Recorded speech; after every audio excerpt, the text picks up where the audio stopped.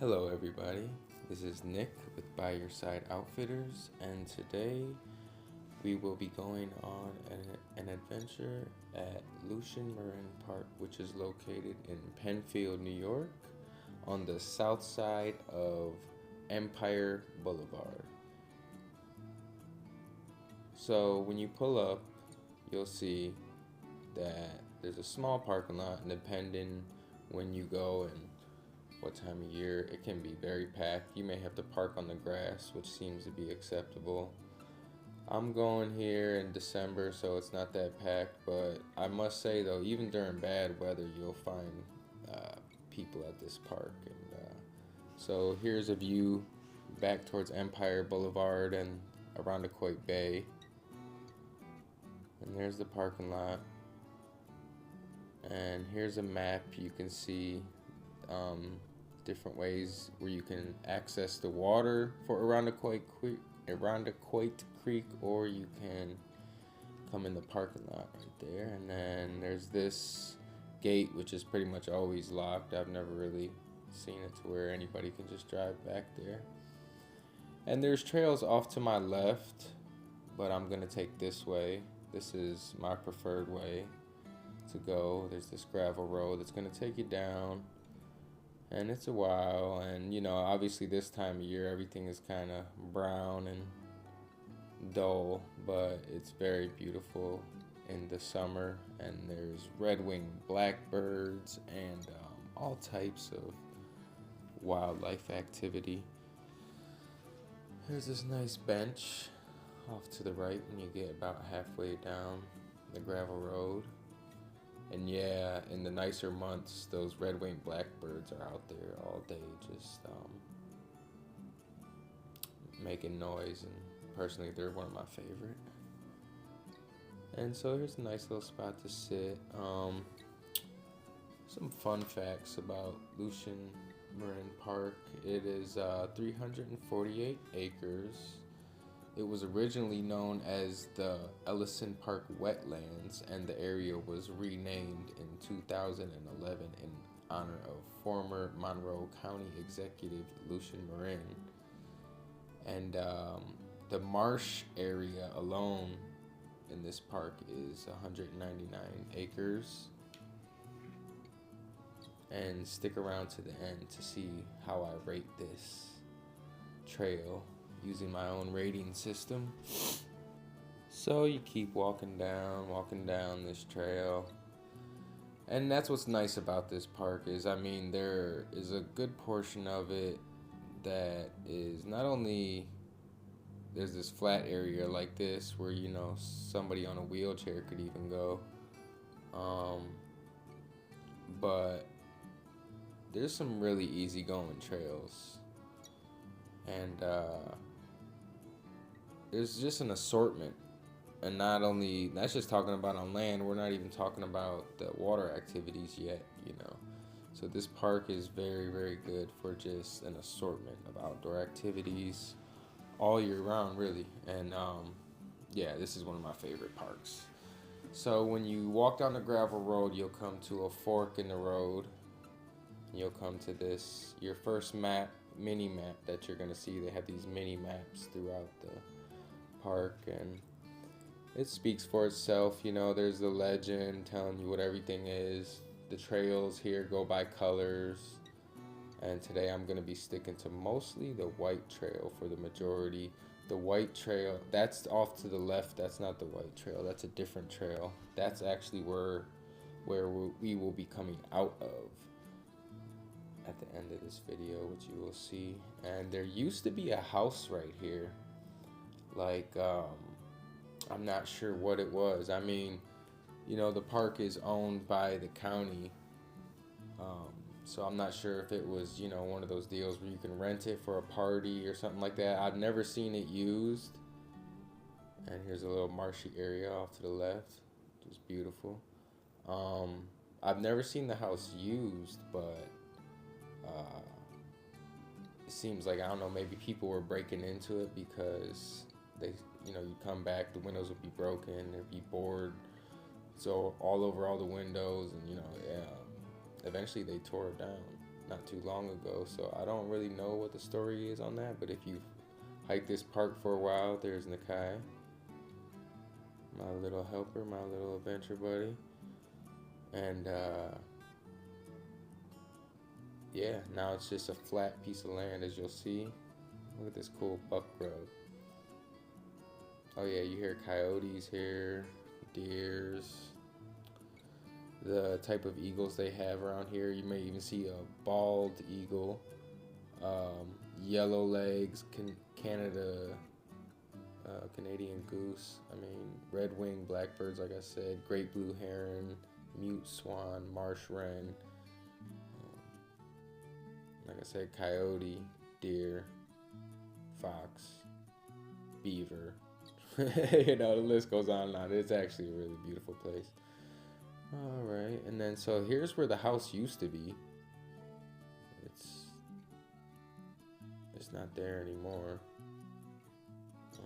It's like they backfilled it with sand. I don't know why, but now it's just like a big patch of sand. But it's still a cool little area. You know, you can come set up a little tent, a little hammock right here, you know. Do some fishing, hang out. Oh, and another thing too, if you're gonna come here with dogs, just be mindful, because there's a lot of dogs that come here, and so you know, just be mindful of that. It's always good to know what you're getting into when you're bringing your dog to a new place. And over here, it's one of the coolest little spots. That's like a little swing rope swing. And there's a good little fishing spot right there where you can get right up on the water, because there's like an old busted up dock that you can still kind of stand on. It's still pretty sturdy. The water's not that deep right there anyway, so I mean, with some muck boots or some waders, you could just walk right in the middle of this part of the river. Here's Nakai swinging.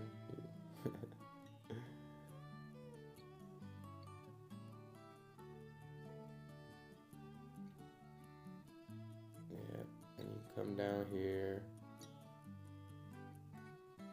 and as you know, obviously it's winter time. There's not a lot of greenery, but all these cattails and reeds, because there's different kinds of plants in there, but it's the majority like the cattail type, and it's pretty beautiful, like on a windy, sunny day, when you just see this field of green reeds blowing in the wind.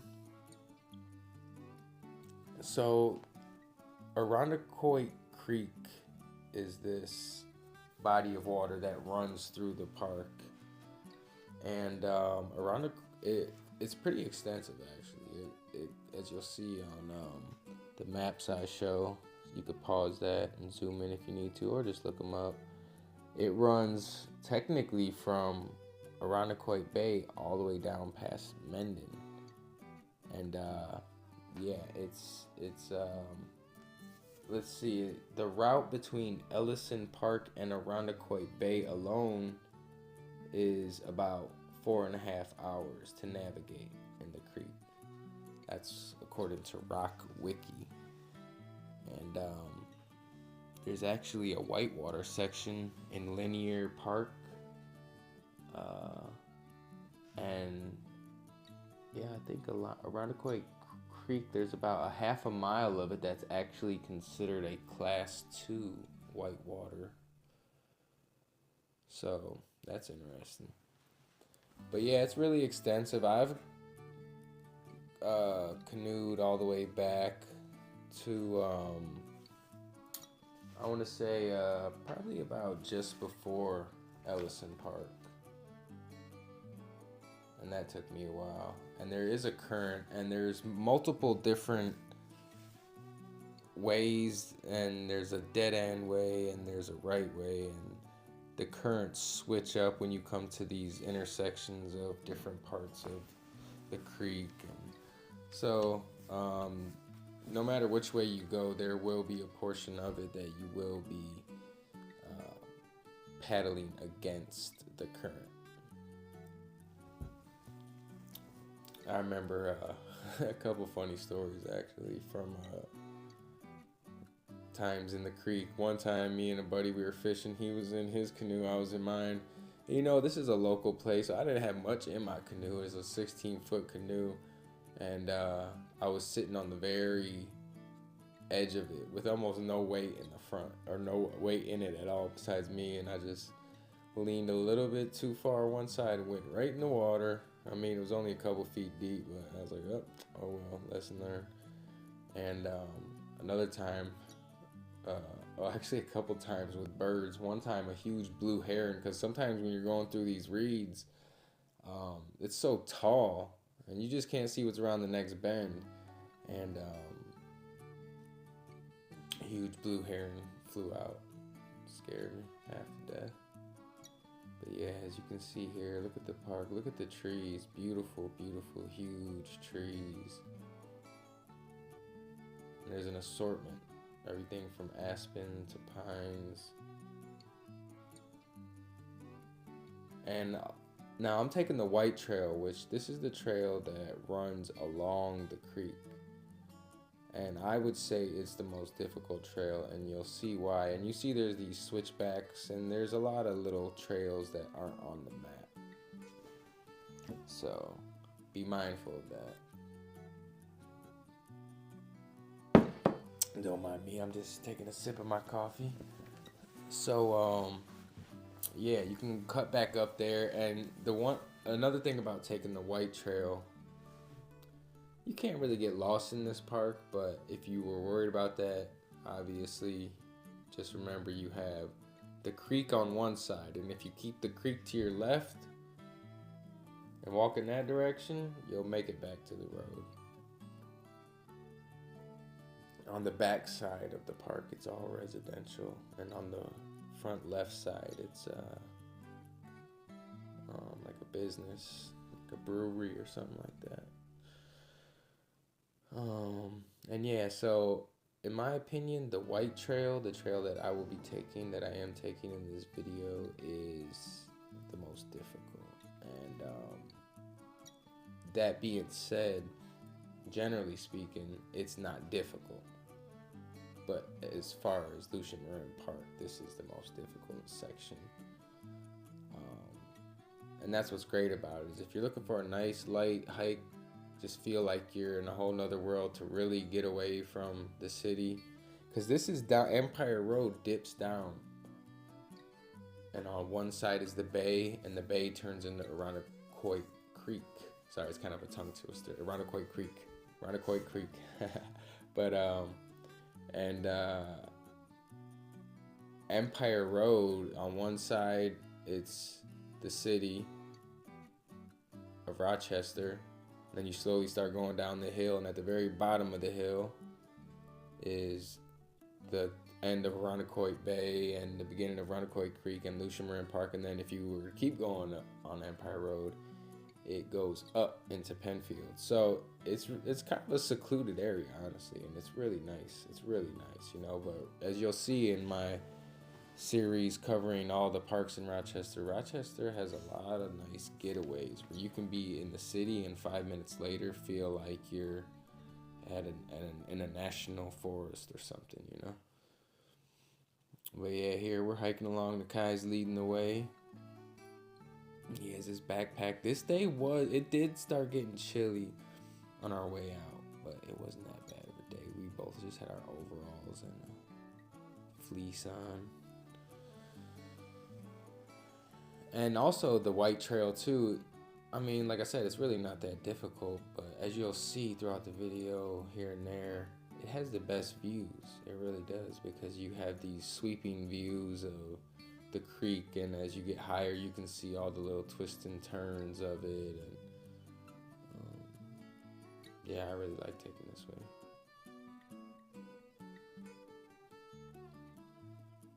And also there's a surprise, stick around, something that you may not expect to find in a park. but this park happens to have a unique historical feature about it, so stay tuned to that. That's coming up. But yeah, see, here's just one view, and you just get many, many, many different views. Like, you have such an assortment of views if you take the White Trail. It's like every half mile you get to stop and turn and see something beautiful. And as you can see, now we're going up. And that's what's probably most difficult about this trail is there's multiple areas that are pretty steep where you just go straight up. And under the right conditions, as you can see, there's not even that much roots. It's just compacted dirt, which turns into a slide under the right conditions. And there's some parts, I remember this day actually, I think Nakai fell on his butt, got his butt a little muddy. That's one thing I was trying to teach him was don't step on the leaves if you can, because you step on the leaves going down or up a hill, they just come out right from under you. Because it's just a leaf on top of slick, compacted dirt. But like I said, all in all, it's not too difficult. You'll find that there's so many alternate trails. I mean, and when you're walking, you just kind of go with the flow. Once you learn the layout of the land, you don't have to worry about getting lost. You know how to basically get back to the parking lot by cutting over any trail. And even if you wanted to bushwhack, which obviously you can see there's really not much to bushwhack. That's one thing about here is it's not, off the trail is not thick. It's pretty sparse. So with just big, beautiful trees. But not much bush. So bushwhacking here, if you really wanted to just cut across a trail, that actually too would be fairly simple. Although, be mindful of ticks during tick season.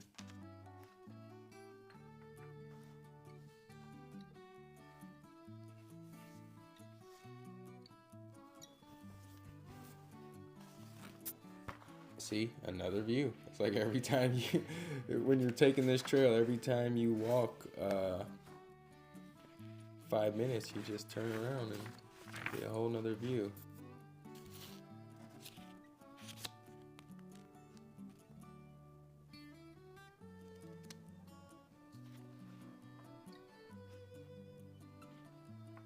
And if so, obviously with all this water, you know, if you like to fish, this is an excellent place. I mean, it's literally connected to Lake Ontario, so as you can imagine, all types of little sea creatures find their way back here. There's salmon, trout, bass, bluegill.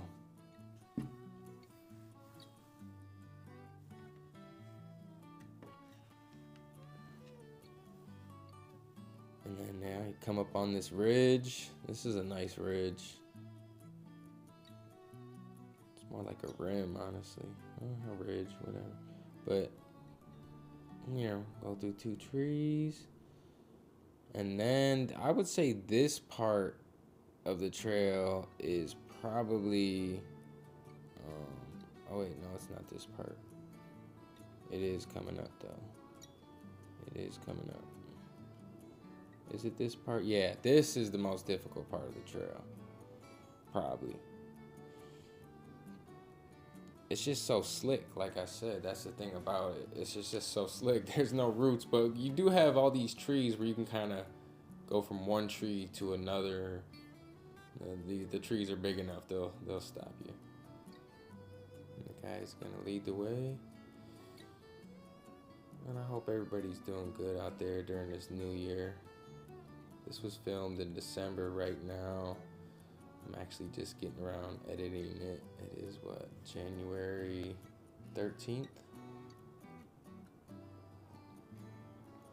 I hope everybody's having a wonderful new year. Stay tuned. I have a lot of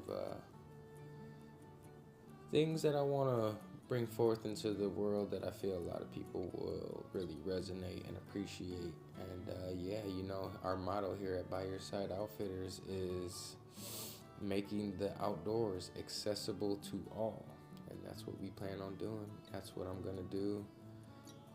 Not just through content, but through, you know, taking people out into nature and helping them build their own personal relationship with nature and helping them meet their goals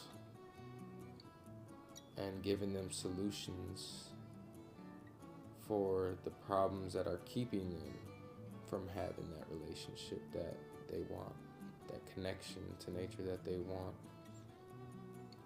And you'll see at the end, Nakai just gunned it and ran down to the bottom.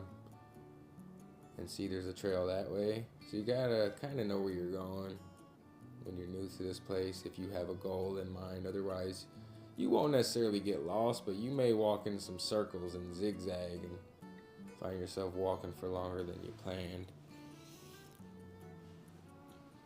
And yeah, you see, we're gonna go back up. We're gonna stay to the right as we've been doing this whole trail with the creek to our right. We're gonna ride that edge, that rim, that ridge along the creek.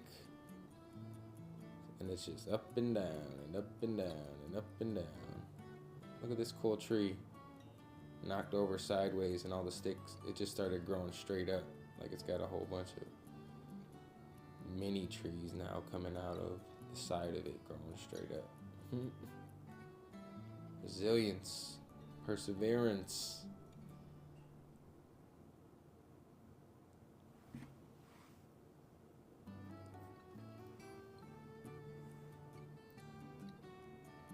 Yeah, this park really is, it's really extensive, especially when you take the waterway.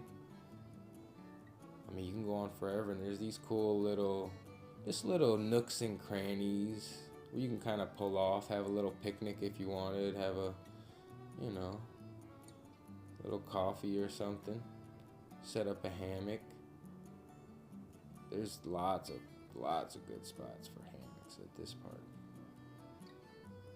Like I said, it's not bushy, it's sparse, but it has big trees. That's really all there is. There's not a whole lot, just big trees.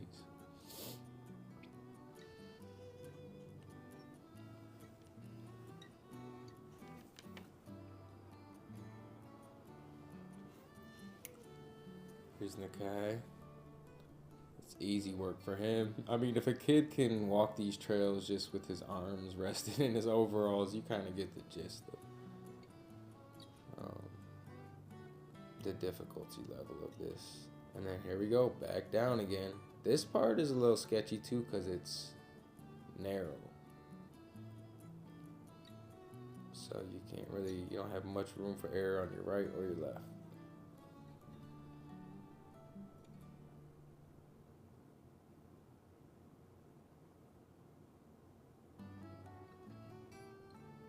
This park, I'll tell you, man, it doesn't matter. You could drive past at 5 in the morning. There might be a couple cars in the parking lot. This is a park that people love to go to very early in the morning. And this is a park that definitely has regulars, you know what I mean? Like people that go here faithfully. You can almost always expect to see at least one person here. Although you may see them once and you just won't see them again for the rest of your time there.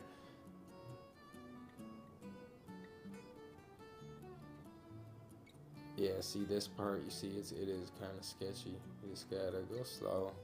Go slow, and people, please prepare.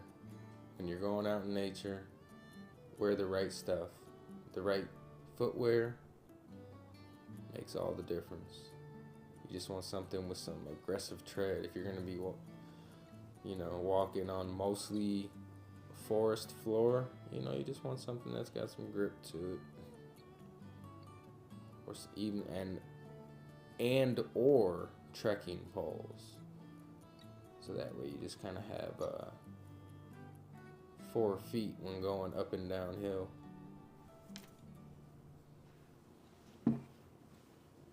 And just take it easy, you know? Just take it easy.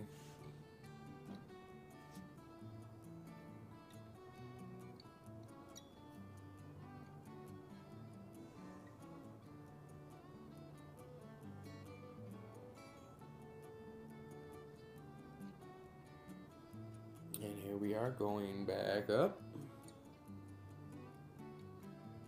and down and up and down.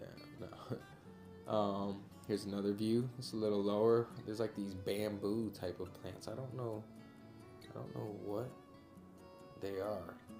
I've never actually looked into what they are, but to me they look like mini bamboo, and you can see they stay green. They're the only green things in the area this time of year.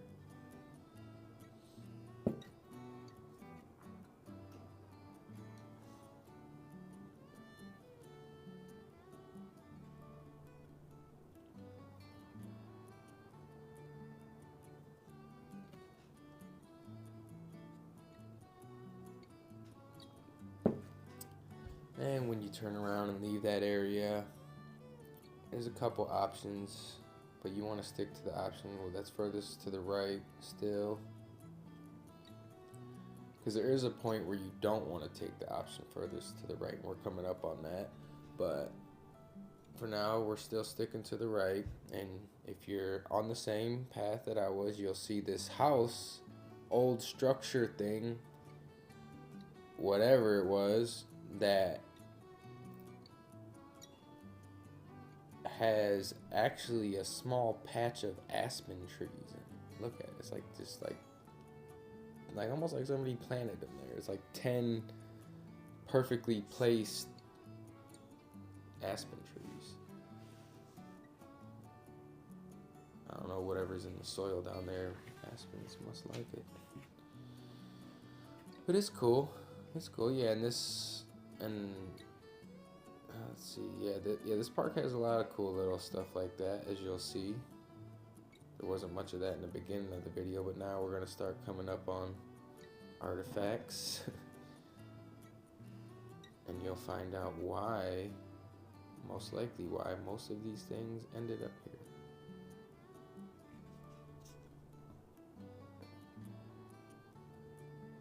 So now you don't want to go to the path that's furthest right coming up. You'll see. Here's an old truck. If you were to go all the way to the right, you would go down and towards a marshy area, and it would almost be a dead end. So here's the first part where we don't want to go all the way to the right. We want to stick to going to the middle trail, or you can turn around where you see that trail to the right up there, but we're gonna go up again. As you can see, still not a whole lot of roots to walk on, not a whole lot of rocks, just compacted dirt.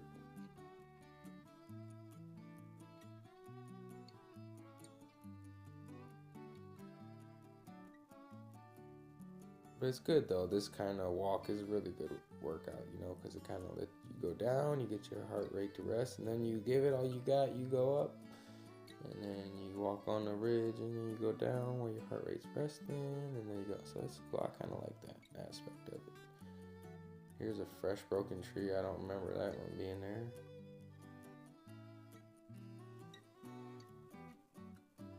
And now here, once again, you can go left or you can go right. And I chose right again.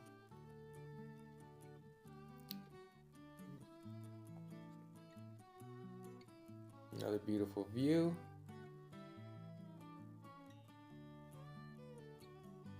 And now we're past the pretty much past the most difficult parts.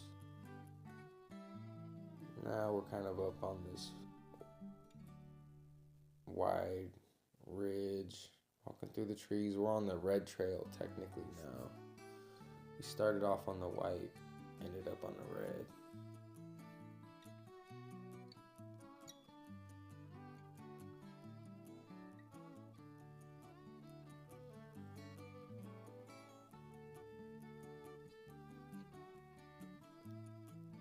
some reason this section has a lot of like those split V-shaped trees.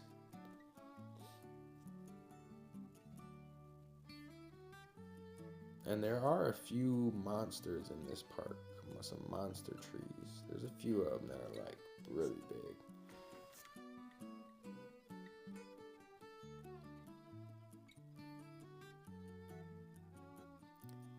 And you just keep walking.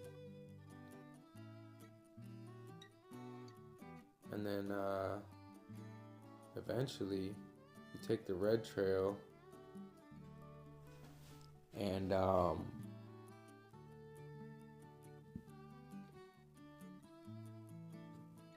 loop back around to your left. You end up on our next surprise coming up.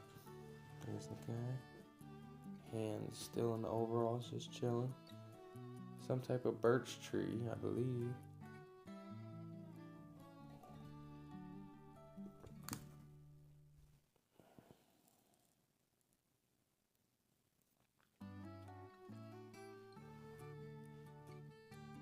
And look at all those trees.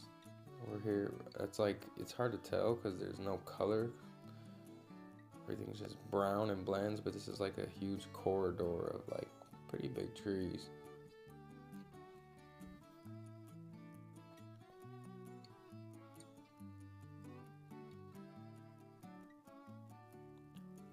And now it's a nice easy stroll on down.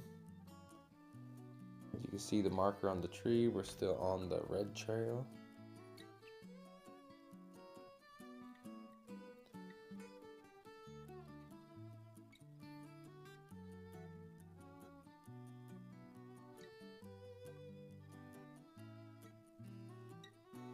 Now we're coming up to a sign.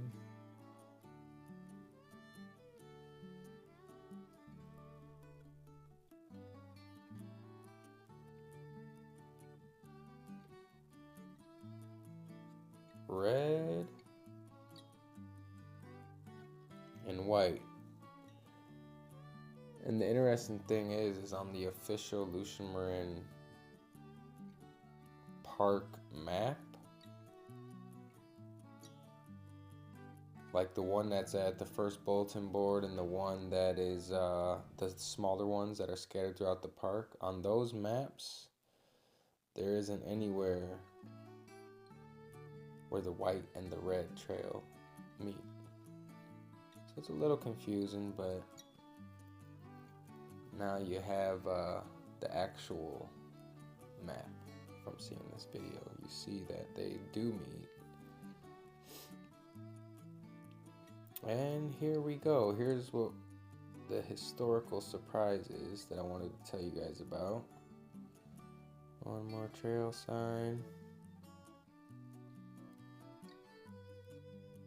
White and red, that shows that they meet again and once again on the official Lucien Morin Park map. It does not show them meeting even once, but here we see they meet twice. So here is a gazebo, and you'll see that this gazebo is actually a kind of like a memorial. Let's say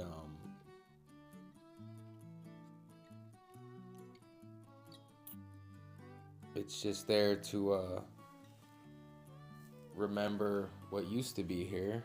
You can see stairs. Hold on, we have stairs in the woods.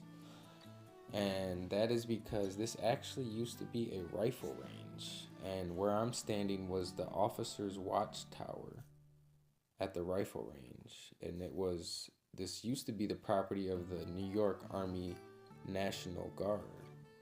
And a Boy Scout troop out of Penfield built this new watchtower and the fence that you see, the split fence, and basically made it to where, as you'll see, obviously it's 2024, we got QR codes we can scan and learn about stuff. But yeah, here you go, just to preserve the history. because yeah, I mean, otherwise you're coming in here, you're just like seeing stairs in the woods and other things. You're like, what the heck was here?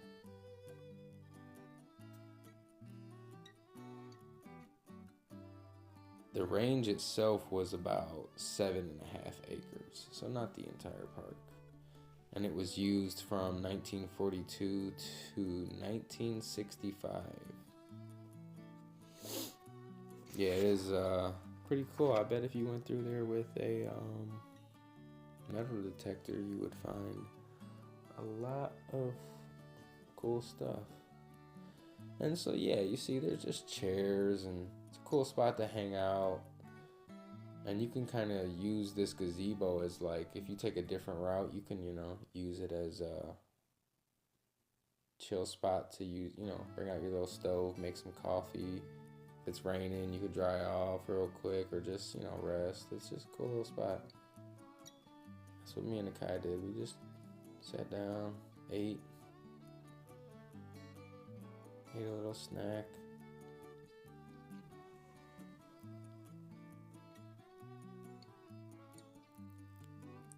And for the most part, people don't really litter in this park. I mean, there's nobody destroying, the chairs and all that somebody put there, so it's pretty nice. Hopefully it stays that way. Alright, got our food back on the road.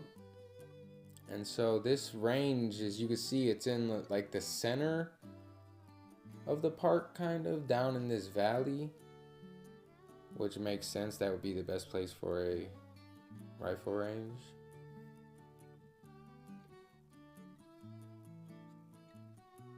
And there's just all these random staircases, which are kind of like cool and like, I don't know, it just kind of looks like something out of a movie. Kind of spooky looking. But there's several of them.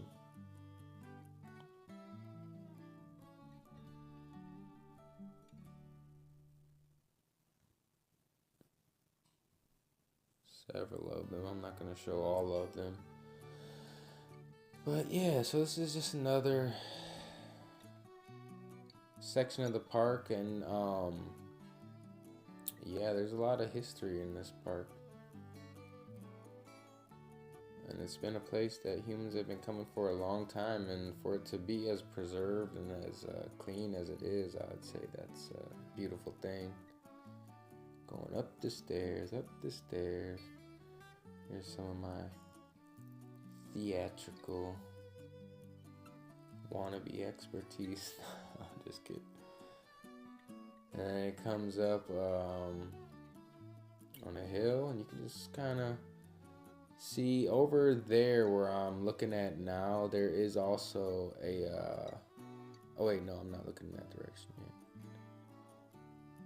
I'm back down these stairs. There is another section that has like this huge concrete thing. I'm not gonna walk over there, but I am gonna just look in that general direction. So if you're somebody who likes exploring parks and just looking at cool old structures and stuff like that, this park definitely does have some of those options. And these trees, I don't know what these trees are. They are some type of massive pine tree or something. They are massive. And they're perfect climbing trees. The branches literally come all the way down to the ground. And they're so strong, and there's so many of them. It's the perfect climbing tree. You can climb to the top of that thing, no problem. Easy. There's a few of them. They're beautiful like this. I'm telling you that the camera can't do justice. These things are massive. Look at that. They're pretty unique. I've seen a lot of pine trees. They're pretty unique. I need to find out what they are.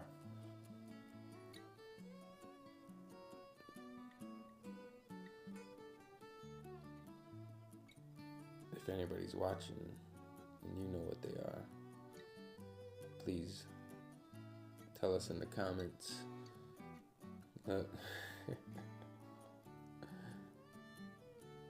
But you can see how low the branches come down. Even a kid can hop right in that thing and just start climbing right on out.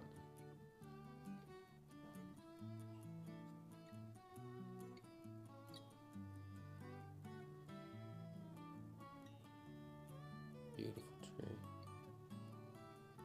Like I said, there's a bunch of them, so they must have been. I'm pretty sure these were planted there intentionally, or maybe there was a whole stand of these trees, and they just, because they're like in a line, and it almost looks like they were planted there. And they're so unique, you know.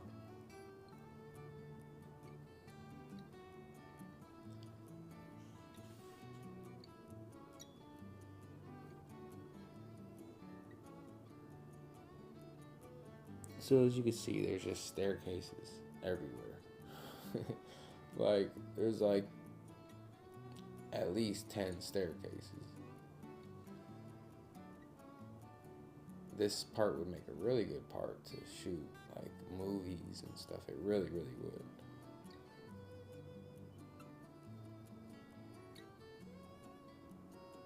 Staircase, the land of 1,000 staircases. You know what they say? Never walk up a staircase in the woods.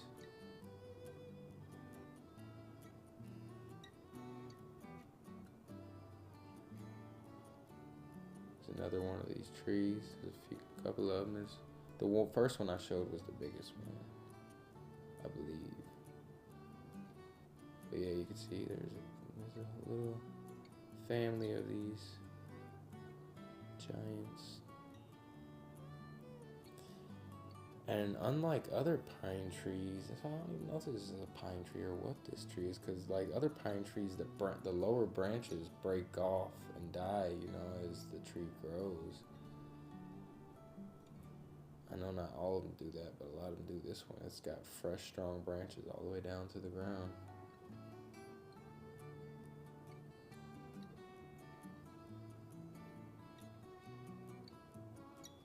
Yeah, see how they're planted? They're like right in a row. Right at the edge of this hill. Perfectly.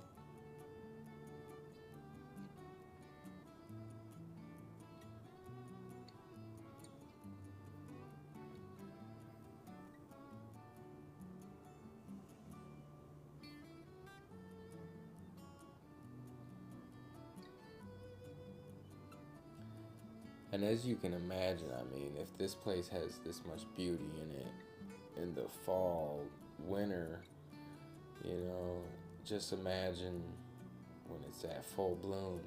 I mean, there's so many different types of mushrooms and little flowers and medicinal plants. There really is. There's a lot. Mugworts, sassafras, horsetails, white hazel, willow trees. There's a lot of stuff here that you can use if you're into plant medicine. The guy found a little walking stick. Here's like the smaller of those trees, which are still pretty massive and beautiful. Look at that. Gotta go all the way. Gotta break your neck just to see the top of them.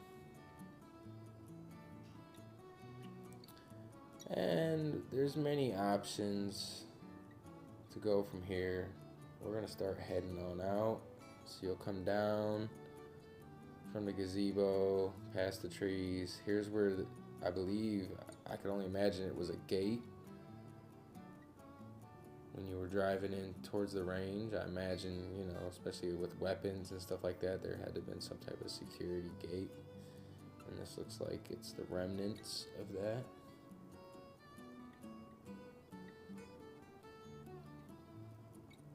Which is amazing that, you know, it's a testament that people respect this park, is that nobody's pushed that thing over yet, because it's ready to go. It's kind of dangerous, actually. And so this will actually lead you back on out to where we first started when we saw our first map. Here's one more mini map on our journey. Shows you where you are.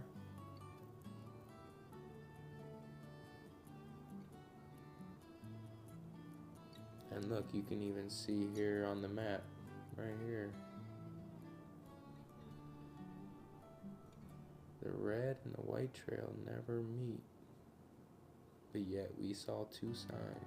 And I'm just reiterating that because it's what I've learned, especially when you're going out, like say to the Adirondacks, is you got to really do your research. You got to look at the maps, but then also listen to people's own testament, because they'll say the map is wrong sometimes. Like, no, the map is wrong.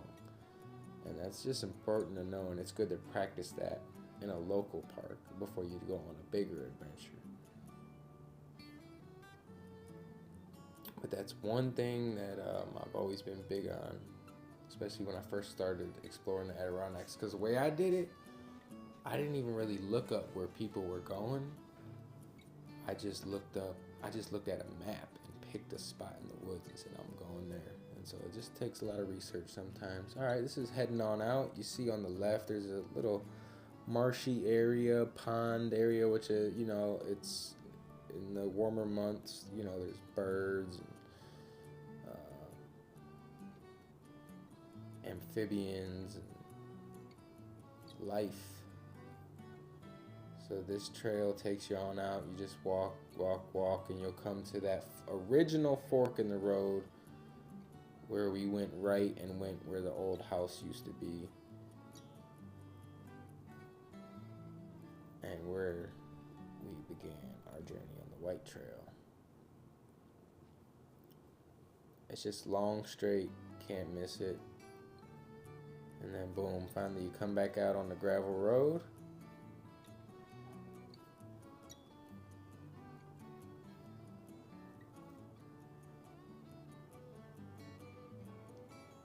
And going to the right will take you straight out to the parking lot. Here's the creek. We ran back into the creek again. Yeah, that beautiful, mighty Irondequoit Creek. That's where we started our journey, in that direction. And this is where we ended our journey. So I'm gonna rate this trail 2 out of 5. My trail rating system is 1 to 5, 1 being the easiest, 5 being the hardest, and this trail is very close to being a 1, except for those couple hills, those areas where you go up and down, that especially under the right conditions can really make it tough. So that's why I'm giving this a 2. This is Nick with By Your Side Outfitters. Thank you for joining us on this adventure to Lucien Morin Park. Please like, subscribe, comment, tell me what you think. Signing out. Have a good day.